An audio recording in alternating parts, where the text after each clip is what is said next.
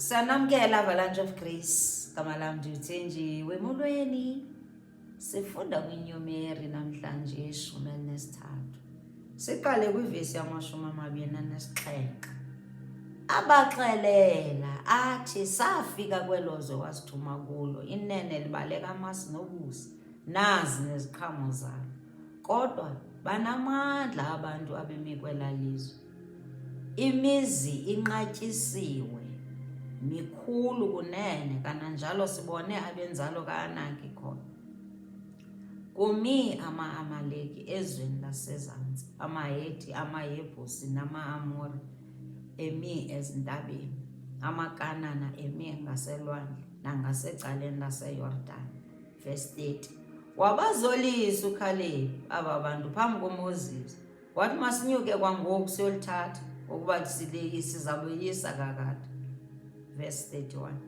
Ke amadoda abenyuke naye athi asinako ukunyuka siye kwaba bantu ngoba bomelele kunene.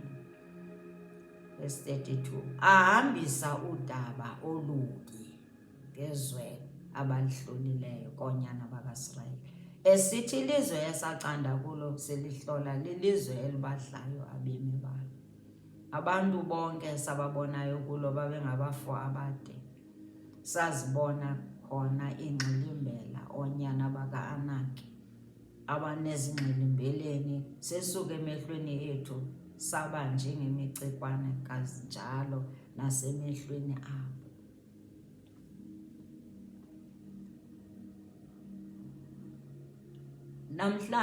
Namhlanje umbuzo uphakathi kwam nawe. Sithetha ngokholo namhlanje.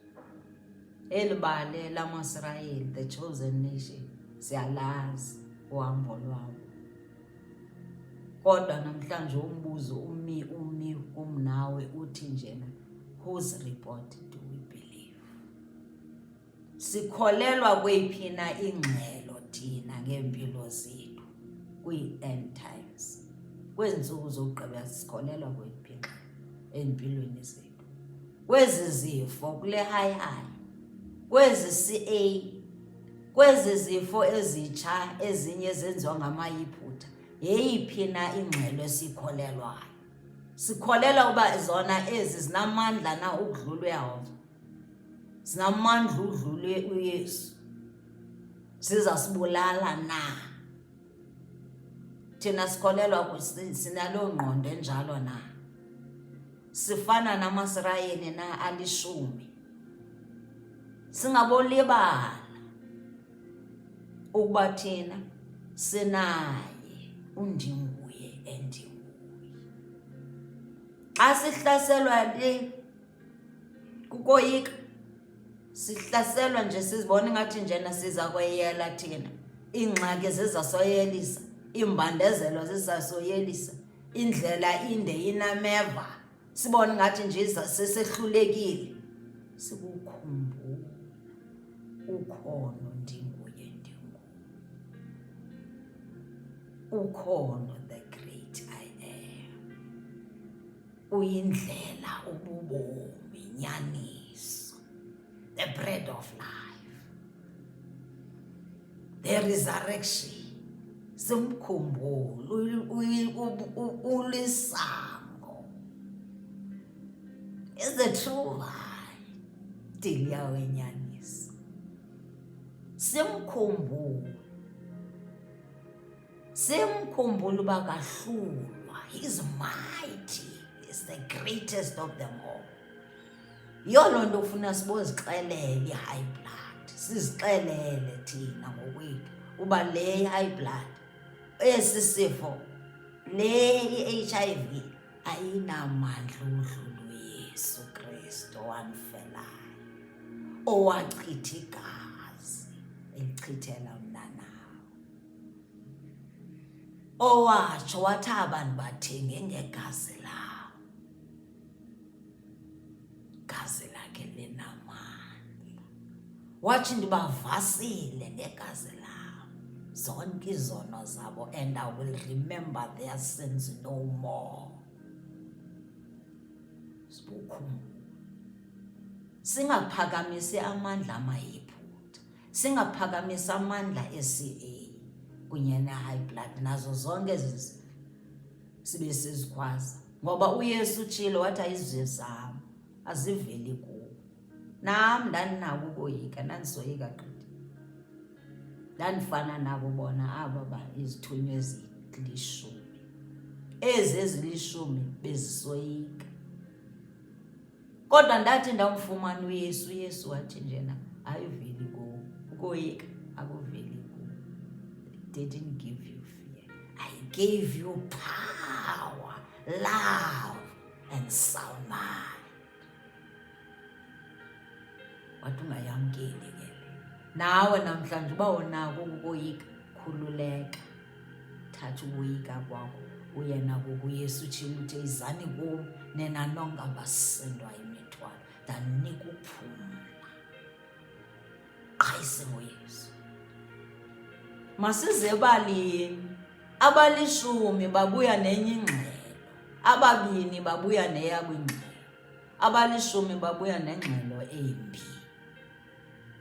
Balibala uba eli sisithembiso selizwe eli leKanana ebathenjiswa kwaku-Abraham. Wathi uYehova kubo, ndinalo ilizwe lenu nina, nineKanana yenu nina,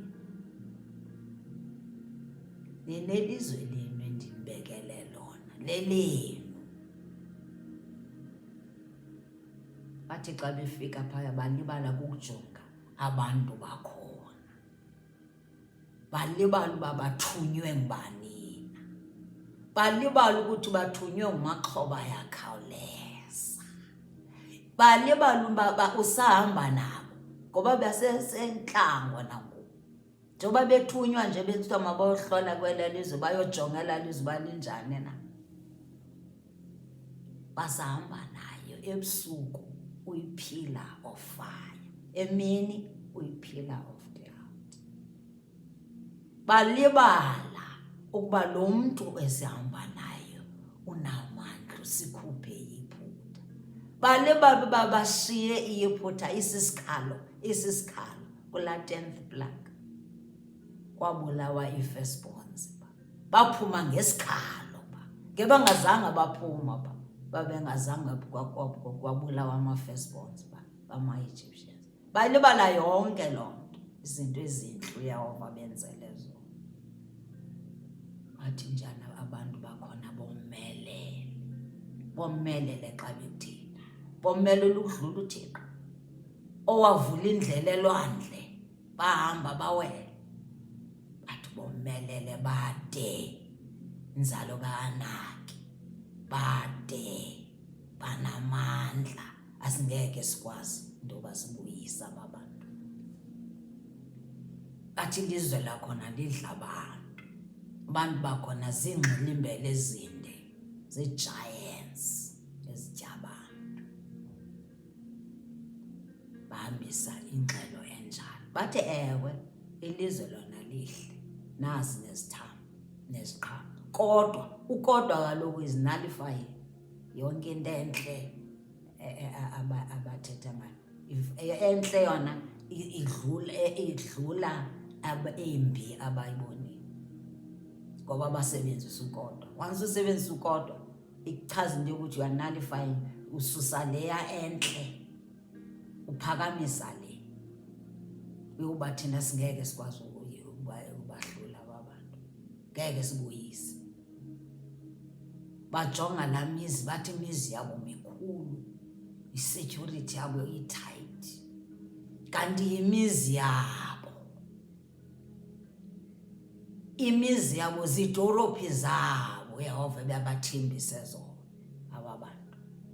Namhlanje ufuna sifundeni apha kwiBhayibhile intoba iBhayibhile la inamabali asifundisayo, asivuselelayo. Ayikho imvuselelo edlula iBhayibhile. Kodwa endibathandayo, ndithanda uCaleb noYoshua, babe-excited, bevuyile, bathi lilizwe lethu eliya, thulani. Babathulisa uCaleb. uCaleb phambi koMoses wathi thulani. besahambisa iripoti yokuthi ama-Amaleki asezintabeni, izindlu zabo, amaKanana angaseJordani, bade bomelele, bechaza ama-Amori, bechaza zonke ezantshaba zama-Israyeli.